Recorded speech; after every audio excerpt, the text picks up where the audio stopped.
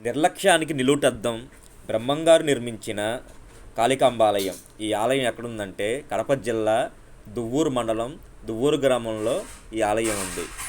స్వయంగా బ్రహ్మంగారే ఈ ఆలయం కట్టించారంట.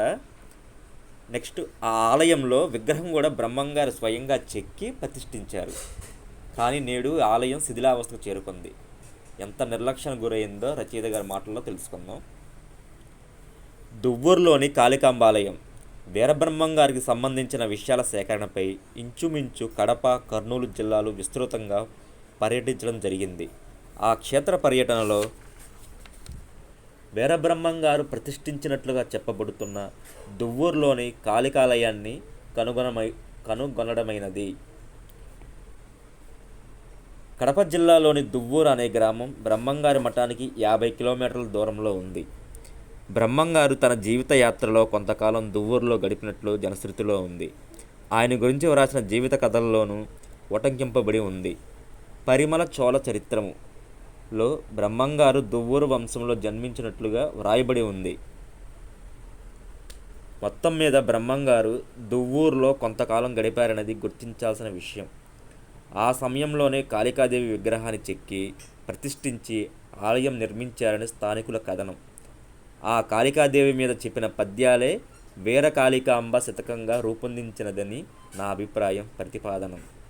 సుమారు 400 సంవత్సరాల క్రితం ఈ కాళికాంబ ఆలయం బ్రహ్మంగారి చేత ప్రతిష్ఠింపబడినదే అని చెప్పడానికి ఆధారాలు తరతరాలుగా వస్తున్న జనశ్రుతి వలనే అది బ్రహ్మంగారు ప్రతిష్ఠించిన కాళికాంబ ఆలయమని నిర్ధారణ చేసుకోవలసి వచ్చింది.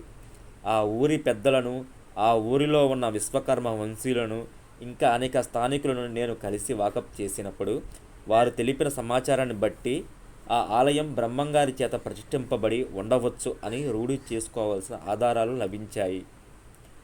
దువ్వూరులోను చుట్టుపక్కల అనేక పురాతన దేవాలయాలు ఉన్నప్పటికీ వాటన్నిటి మధ్య ఈ ఆలయాన్నే బ్రహ్మంగారు ప్రతిష్ఠించిన కాళికాదేవి ఆలయంగా అనేకులు రూఢీపరచడం ఇందుకు ముఖ్య కారణం.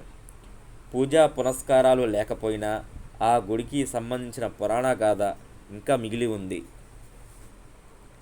ఈ గుడి లోపల విగ్రహం లేక పోసిపోయి ఉంది. అయితే ఒకప్పుడు ఈ గుడిలో కాళికాదేవి విగ్రహం ఉండేది సుమా అన్నట్లుగా కాళికాదేవి విగ్రహపు రేఖ చిత్రాన్ని ఎవరో లోపలి గోడపై చెక్కారు. గుడి చుట్టూ దట్టంగా ముళ్ళ పొదలు మొలిచి గుడి లోపలికి పోవడానికే దుర్భేద్యంగా ఉంది. ఇలా చాలా ఏళ్ల క్రిందట స్థాపించిన పురాతన ఆలయంగానే కనిపిస్తుంది. ఎంత గాలించినా ఆలయం మీద ఏ విధమైన ఆధారం లభించలేదు. ఆ ఆలయానికి సంబంధించిన వివరాలు కొంచెం పెద్ద వయసున్న వాళ్ళే చెప్పగలిగారు, కానీ మిగిలిన వాళ్ళు చెప్పలేకపోయారు. ఆ కాళికాంబ ఆలయం గురించి నేను అడిగినప్పుడు స్థానికులు చెప్పిన వివరాలు ఈ విధంగా ఉన్నాయి. నేను అడిగిన ఒక ప్రశ్నకు నరసింహుడు అనే 70 ఏళ్ల స్థానికుడు ఎవరో బ్రహ్మయ్య గారు అనే వడ్ల ఆయన ఆ గుడి కట్టారని మా పెద్దవాళ్ళు చెప్పగా విన్నాను అని తెలియజేశాడు.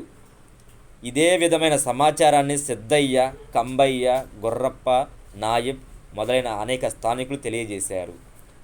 మరికొంత అదనపు సమాచారాన్ని తెలియజేస్తూ సింగా వీరబ్రహ్మం అనే వడ్రంగి అది వీరబ్రహ్మంగారు స్థాపించిన కాళికాంబ ఆలయమని మా పూర్వీకులు నాకు చెప్పారు.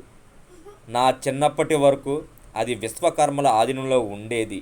నా చిన్నతనం నాటికి ఆ గుడికి పూజా పునస్కారాలు లేకుండా పోయాయి అని చెప్పాడు.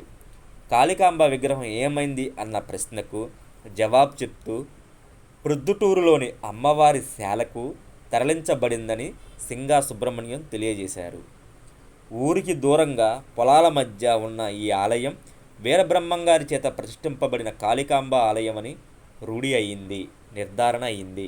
అటువంటి ప్రఖ్యాత పురుషుని చేత నెలకొల్పబడిన కాళికాలయం ప్రసిద్ధి చెందవలసింది పోయి ఆదరణ లేక శిథిలమై కాలగర్భంలో కలిసిపోవడానికి సిద్ధంగా ఉంది. అయితే కాళికాంబ అంటే వీరబ్రహ్మంగారి దృష్టిలో రాతిబొమ్మ మాత్రమే కాదు, వేదాంతపరంగా కూడా అర్థం ఉన్నట్లు చాలా స్పష్టంగా 2 పద్యాలు సూచిస్తున్నాయి. తిరుగులేని సాక్ష్యాలుగా నిలుస్తున్న ఈ 2 పద్యాల్లో కాళికాంబను లౌకికమైన విగ్రహంగా వీరబ్రహ్మంగారు చూడలేదు. ఆ పద్యాలు చూడండి ఒకసారి. కాళీ కాళీ అని కలవరపడనేలా, కాళి జగన్మాయ కనుమాయ, కాళి పాంచాలి అయి కలలతో కూడెరా, కాళికాంబ, హంస కాళికాంబ. కాళి అంటే మాయ, జగన్మాయ. అటువంటి జగన్మాయ పాంచాలి బొమ్మగా రూపెత్తి ప్రకాశించింది. కాళీ కాళీ అని కలవరపడనేలా, కాళిగాక జన్మ కాయమగునే, కాళి చెంతనున్న కష్టంబులేలరా, కాళికాంబ, హంస కాళికాంబ. ఈ జన్మ ఎప్పటికైనా నశిస్తుందని భయపడే కంటే మాయ అని తలిస్తే ఏ కష్టాలు దరికిరావు. వీటిని బట్టి వీరబ్రహ్మంగారి పద్యాల మొకటంలో కనిపిస్తున్న కాళికాంబ దేవతా స్వరూపిణి అయిన రాతి విగ్రహం మాత్రమే కాదని, వేదాంతపరమైన మాయ అనే అర్థంలో కూడా ఈ మాట ప్రయోగింపబడినది తెలుస్తుంది. వీరబ్రహ్మంగారు ఆ సమన్వయ దృష్టితోనే తమ శతకానికి మొకటం నిర్మించారేమో.